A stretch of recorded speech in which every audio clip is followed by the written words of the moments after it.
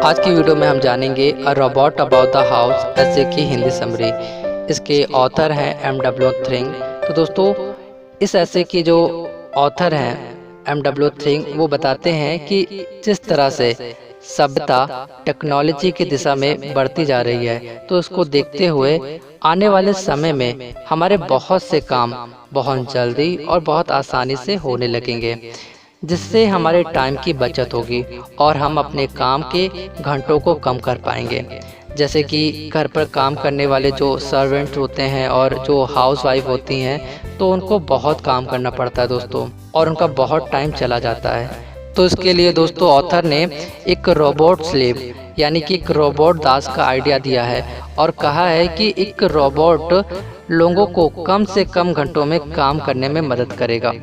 और जितनी भी हाउस वाइफ हैं, ये उनके कामों में जैसे कि कपड़े धोने या झाड़ू लगाने या फिर खाना बनाने, तो ये जितने भी सारे काम होते हैं रोज़ के, तो वो एक रोबोट आसानी से जल्दी कर देगा, और जिससे जितनी भी हाउस वाइफ हैं उनको आराम करने का मौका मिल सकेगा, और जो टाइम बचेगा उसमें वो नई नई स्किल्स को सीख सकेंगी। और आगे ऑथर कहते हैं कि जो रोबोट दास होगा उसके शेप और मैकेनिज्म यानी आकार और यांत्रिक प्रणाली की भविष्यवाणी नहीं की जा सकती, लेकिन इस समस्या का हल निकाल लिया गया है। और जो रोबोट होगा वो एक मशीन होगी जो कि बक्से के आकार की होगी, जिसके ऊपरी सिरे पर एक बड़ी आँख होगी, उसके 2 भुजाएं होंगी, 3 हाथ होंगे और दोनों ओर लंबे सकरे पैड होंगे, ताकि वो सहारा दे सके और अपने आप चल सके।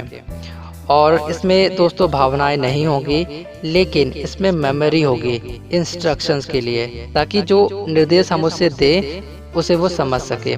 इसमें विशेष मशीनों जैसे कि वैक्यूम क्लीनर या कपड़े धोने की विशेष मशीनों को चलाने की क्षमता होगी।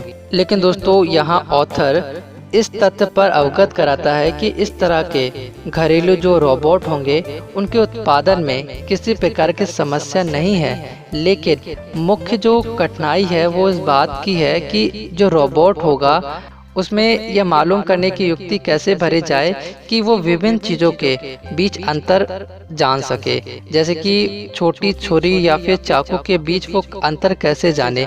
इस तरह की युक्ति कैसे उसमें भरी जाए, ये एक बड़ी समस्या है।